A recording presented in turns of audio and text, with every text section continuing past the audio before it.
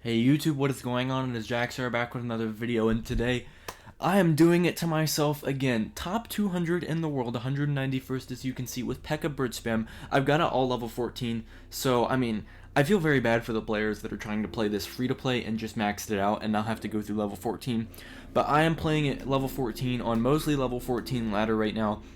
And I'm doing it to myself again. This is like the 5th season where 3 or 4 days before season end, at the time of the recording, it's like 4 days or so, I'm top 200 in the world. And we still don't have a finish yet. I still don't have anything better than a 404. So we're going to see if this torture will end up, no, it's not torture, but we'll see if it ends up resulting in a top 200 finish or not. So today's video is going to be going over a ton of replays. We have Lava Hound, Royal Giant, PEKKA Mirror, we got it all, so stay tuned. And I will also be going over champions inside the first replay and how I think they'll fit with PEKKA, since a lot of people have been asking me about that. So if you're looking for that, just stay tuned for the first replay. We're going to go ahead and hop into it, but I wanted to say that so that people didn't just click off without knowing the answer and I get a bunch of questions in the comments. So we have a game against Aladinwani, Crisp Tarta, Kubele, X Pedro 15. Let me know if you guys want me to do this loss in a separate video. I think I'm going to just stack all of the wins here. We have against EA Blueface, who is Dominic, who is a number 2 recent finish with Lava Hound, and he's got a hard counter here when we beat him. We have a game against Lapacati, and we have a game against Itachi. So we have a stacked video for you guys today. 6 replays. This is going to be a long one, guys. So let's just go ahead and hop into the first one against Aladinwani. So Aladinwani here is running the Royal Giant Archer Queen Mother Witch version. And here, let me fix my gameplay a little bit. I apologize for the sizing there. He says good luck to start off the game. So I go ahead and say good luck back. We're just going to go ahead and see what's up, honestly. We're going to go with a bandit in the back. I know this guy plays Royal Giant. I didn't know which variation, though. So he's going to go for a late-ish Mother Witch, and I'm just going to take the Fireball. Nothing really I can do other than take that Fireball, because if I don't, then I'm just kind of going to get messed up by the Mother Witch. So he's going to go for a Fisherman to counter. He does get a Piggy, but I'm not really worried about that Piggy right now. And so I just go for my Royal Ghost to counter it, and then he's going to log my Royal Ghost. So I know his cycle is really awkward, so I go Battle Ram immediately in the opposite lane. He's going to go with an Archer Queen in the middle. Archer Queen is not going to do enough damage, though, and the Battle Ram connects. We're going to get a ton of damage there. Skeletons come down, but again, the P.E.K.K.A. or the Barbs are going to kill him, and we already have 1,000 damage lead pretty much on that. We can go for a P.E.K.K.A. in the middle to counter the Royal Ghost. He's going to go in for the Archer Queen's Cloak ability a little bit early, in my opinion, because I can just zap, and now the Fisherman will not pull my P.E.K.K.A. before it kills the Archer Queen. I see what he was going for, but we were able to execute because of how early he triggered the ability. That would have been a lot worse if he had done it later and the P.E.K.K.A. had hit the Fisherman, because he probably wouldn't have hit the Fisherman. But we get away with it there. So we have 1,000 damage off both of his towers here, looking nice. He's gonna go ahead and cycle a log. And I'm just going to go in for a Royal Ghost. So he's going to go with an Archer Queen. Bandit dashes, and she goes invisible, and the Bandit dashes onto the tower. And since the ability only lasts for a couple seconds, it's not going to get any more value. I just go for a Magic Archer to counter it, and now we go in with a Battle Ram, because he has nothing in hand. Look at his hand right now. He's going to go ahead for a log at 0, but we're able to kill the Royal Ghost with the Magic Archer and the other Royal Ghost, and we're able to get so much damage on tower. Fisherman's going to pull the Magic Archer, and that looks like a King Tower activation, but I dodged a bullet there, and it misses, which is huge, and I don't have to respond to that Fisherman. We're up Elixir. This is literally a dream come true in the Royal Giant matchup. So he's going to go for an Archer Queen in the back. I'm just going to go for my Royal Ghost here, and then I'm going to go for a Magic Archer in the middle. We're going to go ahead and counter his Royal Ghost here with a Magic Archer, and he's just going to Fireball it, but since the Royal Ghost is on my strong tower, I'm not going to worry about it. Go for a Peck on the Archer Queen to distract her.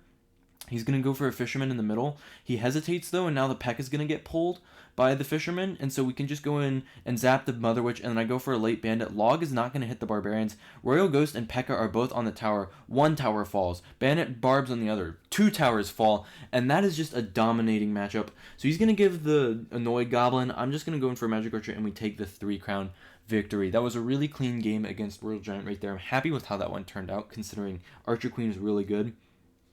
And the next match here is going to be against Sparky. So, honestly, I have a lot of trouble against Sparky. Oh, I didn't even talk about champions. Let's see if my game will ever load. You guys can't see it, but there it goes. Champions and P.E.K.K.A. A lot of people are making the obvious assumption that Golden Knight is going to be in place of the Bandit. And I personally don't see myself using the Golden Knight too much. I'm going to test him out, of course. his ability is really cool. Like, if he can just dash from the bridge all the way to the tower like an E-Spirit, it's really cool. But I don't see myself using him because he's really expensive. He's a 5 elixir card, considering the ability, just to trigger my bandit. Like, I know the bandit can't dash through a whole push and reset it, but still, I really need that 3 elixir dash and pressure, and he's really slow without his ability. So he doesn't fit really well with the entire bridge spam theme of the deck. So I think most viable substitution is going to be the Archer Queen for the Magic Archer. I'm probably going to make that myself once I can get another Archer Queen, and then I'm going to max her out using Pass and Book of Books and stuff. So we go for a battle in the opposite lane when he Sparkies. Now, this is pretty optimal. I'm playing against a good Sparky player, which in this case is a detriment here to Chris Tarta. He needs to be bad. The more bad you are at Sparky, the harder time I have dealing with it. So, look at his hand right now. Because of the mini P.E.K.K.A, he can't support a Sparky or the mini P.E.K.K.A. Now, I go in for an Ewis here. And then Bandit dashes onto the tower. We get a nice amount of damage. And I go for a P.E.K.K.A at the bridge, knowing he's low on elixir. We have 10 elixir on the map, and he's at 6. So he goes in for a nice Goblin Giant kite, though.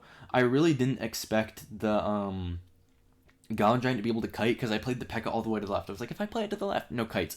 But that was not the case. So P.E.K.K.A's going to get kited.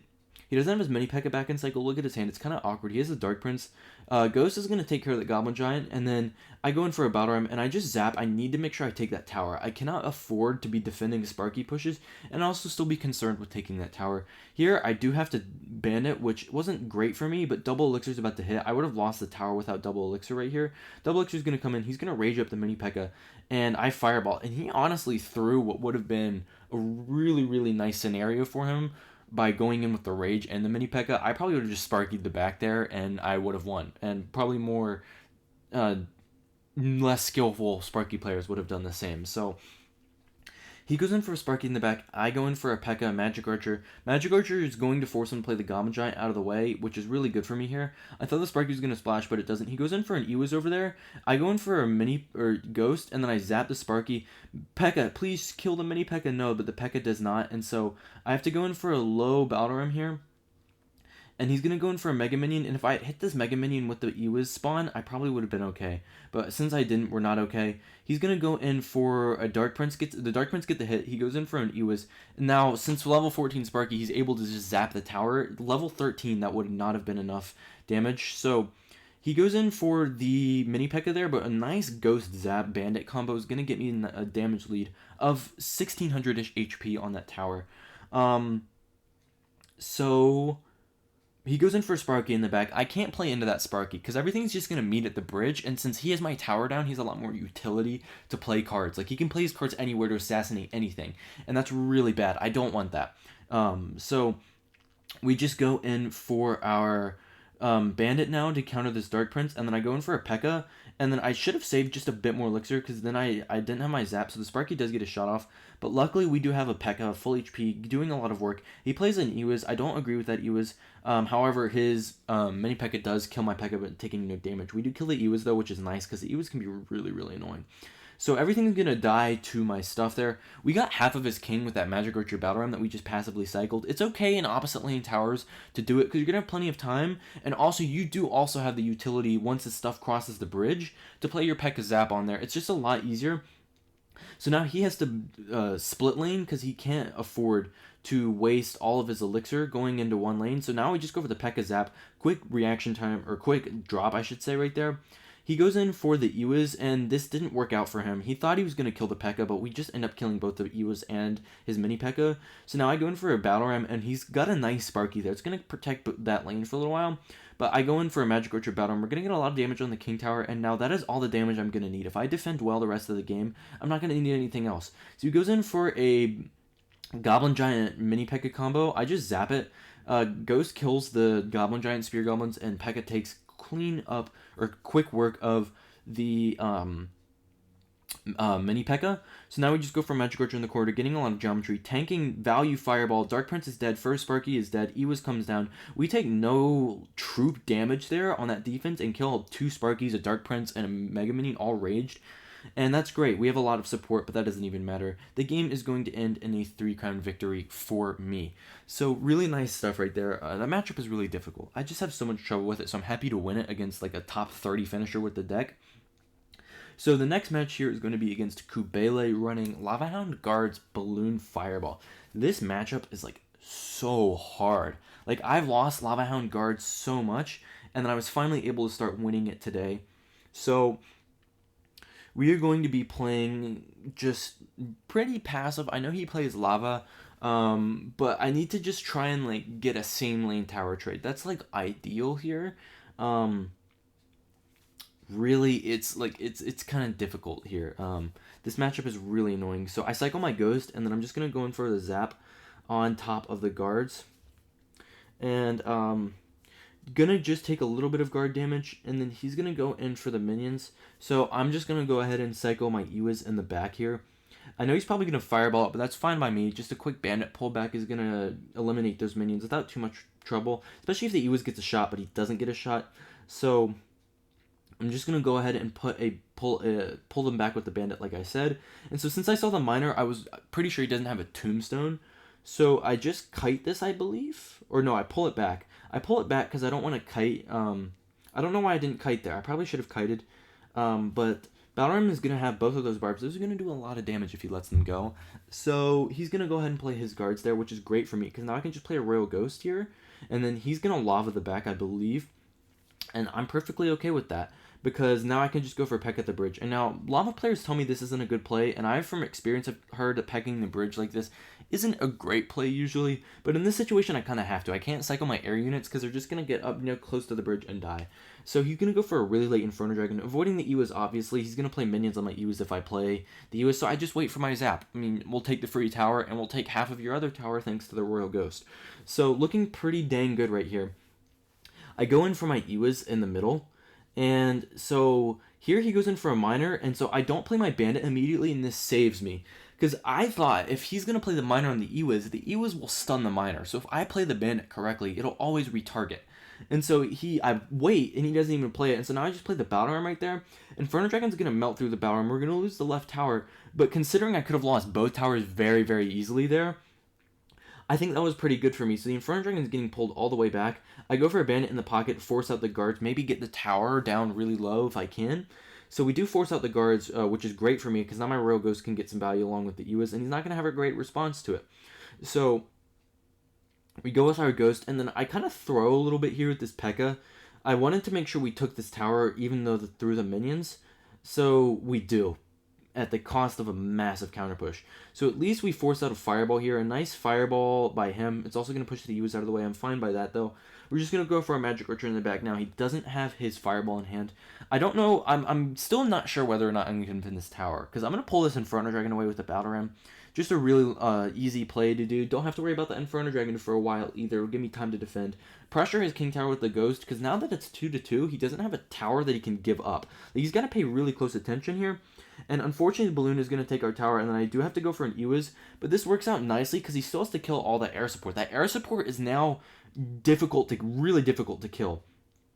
So I go in for a Battle Ram to protect this Ewas from the minions, and then I go in for my Magic Archer, and we're just going to go ahead and let him fireball. We now have the barbs there. Magic Archer is still alive, so I can be really aggressive, because the Magic Archer is going to cover everything until he plays a Lava Hound. So I go for a Zap on those minions. Gonna go in with the Magic Archer is going to take out those guards. He goes in for the guards on the, I believe it was a Royal Ghost, and counters it. Magic Archer's still alive, though, so again, I P.E.K.K.A. the bridge here. Now we just go for the Ewas, and he's got a lot more elixir than I thought. Quick Fireball Zap, well played on his end, but he has to sacrifice both the Miner and, like, all of that elixir just to defend that, and so we're up a bit. So I go in for a Battle Ram here, and I was hoping he would guard, so I Ghost, but he goes minions first, which is a smart play. Magic Archer is going to come in on top of the minions, but they separate, so only one dies. And this is kind of sketchy, because now I don't have any of my air support units relegating how the match is being played. I just have to ban it, and we get really lucky. He decides to Fireball. If he had just, like, mostly ignored that bandit and maybe, like, zapped her and lava'd, I'd have been in big trouble. But he still can't really go for a lava. He does, but that's what's basically going to do him in here. So I go for a high Magic Archer. Need to kill those minions at all costs. We're going to just try and attack the King Tower we zap. So now he's got to deal with all that. Inferno Dragon comes down. He's going to go in for a Fireball. Bandit dashes on tower. We still have both of our air units covering our airspace. So he still has to defend, and then the air units would have taken it out. But we get a really, really, really just amazing sequence there. and it's awesome. We got a ton of value and we get the 3 crown there.